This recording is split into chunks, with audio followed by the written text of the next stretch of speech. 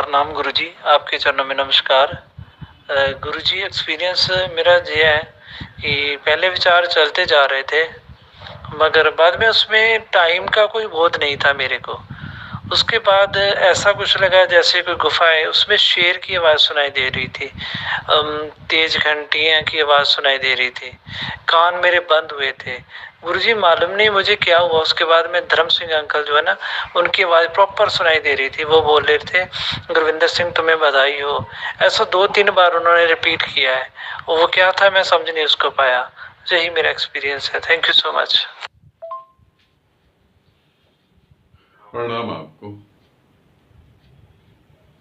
पहले तो हम साधना में जो अनुभव हुआ उसे समझ लेते हैं। जैसे मैं तुम सभी को बता रहा हूँ कि चौथे लेवल जो है, थर्ड आई का फोर्थ लेवल जो है, वो बहुत ज़्यादा स्ट्रांग मेथड है उसमें। और जब तुम करोगे तो वो तुम्हारी सोच, समझ और तुम्हारा जितना भी नॉलेज है उसके एकदम अलग कहीं चला जाए। अब ध्यान करते करते विचार भी थे, मगर उनके प्रति कोई होश नहीं था। धीरे धीरे विचार खत्म हो गए होंगे। एक जगह ऐसी आई जहां सब कुछ शांत हो गया। एक गुफा दिखाई दी, और उस गुफा में जो है एक शेर के चिल्लाने की आवाज और घंटियों की आवाज। अब ये ऐसा रहस्य है कि बड़े बड़े जो लोग अपने आप को संत समझते हैं और अनहद नाद की साधना कर रहे हैं और करवा रहे हैं, कुछ अनुभव ग्रंथों में बिल्कुल नहीं होते। इसीलिए नहीं होते कि चोर कौन है और सत्य क्या है वो पकड़ में आ जाते हैं। अब ये अनुभव जो है ग्रंथों में नहीं है। ग्रंथों में एक शब्द दिया है सिंहनाद। सिंहनाद, सिंहनाद का मतलब होता है शेर जैसी आवाज, और ये अनहदी नाद का एक रूप है। जब अनहद बजता है तो उसके कई सारे रूप होते हैं। तो उनमें से एक रूप है जिसके बारे में बहुत कम लिखा और बहुत कम बताया गया है। मगर सिंहनाद जब होता है तो वो अकेले कभी नहीं होता, ये भी खास बात है। और उसके साथ तुमने बताया घंटियों की आवाज आ रही, उसके साथ कुछ और भी होता है जो तुम्हें घटित हुआ, क्योंकि जब हो रहा था तो मैं देख रहा था। तो वो जो तुम्हें घटित हुआ तो ये बिल्कुल ठीक है कि तुम्हारे ध्यान साधना जो है वो समाधि में पूरी तरह जा रही है। अब बात करते हैं धर्म सिंह की, बाबा फरीद की। अब जो हमारे फरीद हैं उनका शरीर बहुत वीक हो गया है, और ध्यान साधना चालू होने से पहले, थर्ड आई फोर्थ लेवल चालू होने से पहले ही उन्होंने मुझे कहा, भोला सिंह को बोला, उनके जो दोस्त हैं उनको बोला, तो उन्होंने मेरे को बताया कि धर्म सिंह जो है वो साधना नहीं कर पाएंगे, क्योंकि उनका शरीर इस योग्य अभी नहीं है, इस लायक अभी नहीं है कि वो बैठकर 1-1.5 घंटे साधना करें। मन बहुत चालाक है। मन ऐसी स्थितियां पैदा कर देता है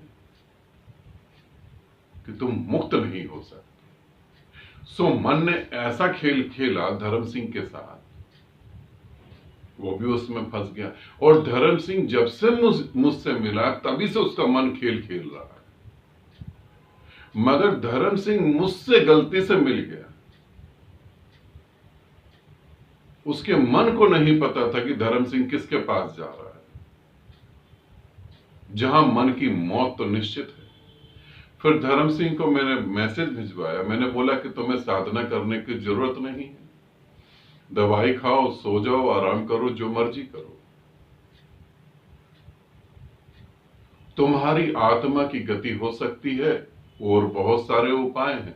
जैसे मैं तुम्हें बताता हूं कि परमात्मा के लिए एक मार्ग नहीं, अनंत मार्ग हैं, अनंत विधियां हैं। जिन विधियों का वर्णन ग्रंथों में नहीं दे रखा। ग्रंथों में इस पूरी पृथ्वी पर जितने भी रहस्यमय ग्रंथ हैं, जितने भी रहस्यमय ग्रंथ हैं, उनमें जितने भी रहस्य बताए हैं, जितनी भी रहस्यमय विधियां बताई हैं, जो भी मेथड आप लोगों को बताए गए हैं, पूरी पृथ्वी पे कह रहा हूं,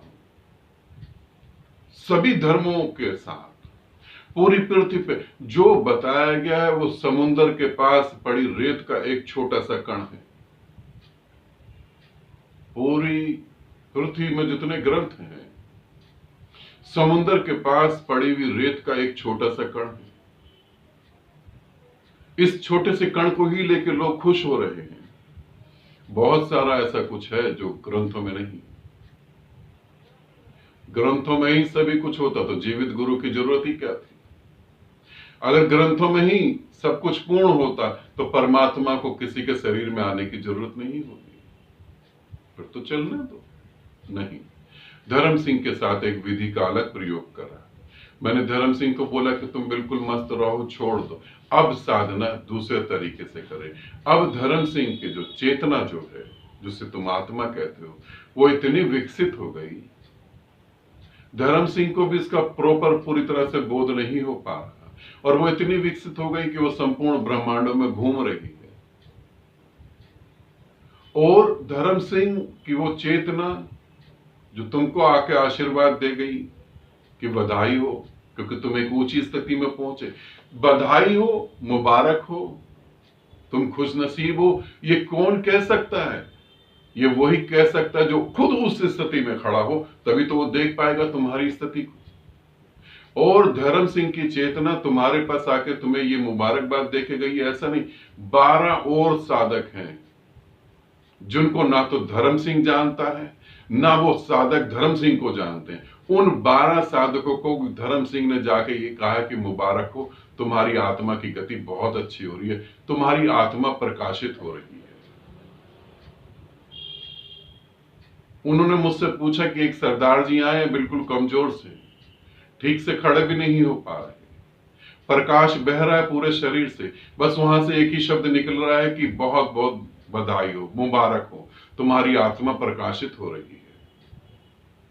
तुम तो धर्म सिंह को जानते हो, वो 12 साधक नहीं जानते। वो 12 साधक भी जैसे तुम 3rd आई 4th लेवल कर रहे हो, ऐसी वो एक विधि कर रहे हैं मेरे साथ जुड़कर। अब उनकी चेतना इतनी ऊंचाई पे है और धर्म सिंह उनको जाके मुबारकबाद दे रहा है। ये जो बात मैं अभी वीडियो में कर रहा हूं, जो बात मैं ग्रुप में कर रहा हूं, ये तो धर्म सिंह को भी नहीं पता होगी, ये तो धर्म सिंह के परिवार को भी नहीं पता होगी। अब धर्म सिंह का मन जो है खेल नहीं सकता, अब धर्म सिंह का मन जो है वो बच नहीं सकता, जैसे तुम्हारे मन अब बच नहीं सकते, उनकी मौत निश्चित है। तो जो तुम्हें धर्म सिंह ने कहा, धर्म सिंह भी उसी ऊंचाई पे पहुंच रहा है।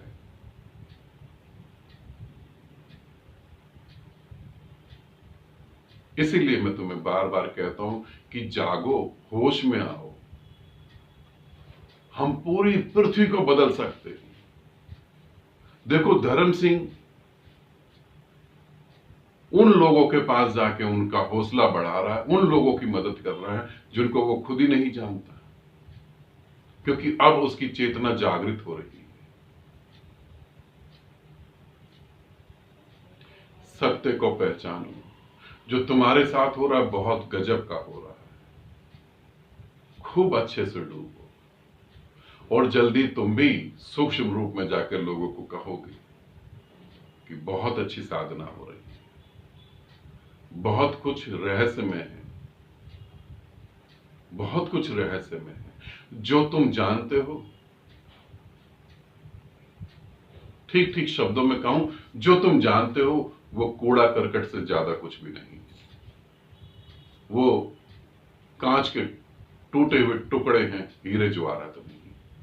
हीरे ज्वारात तो भी आगे देखोगे तब तुम कहोगे। ठीक है, आनंदित रहो, सदा खुश रहो। बहुत बहुत प्रेम आप सभी को।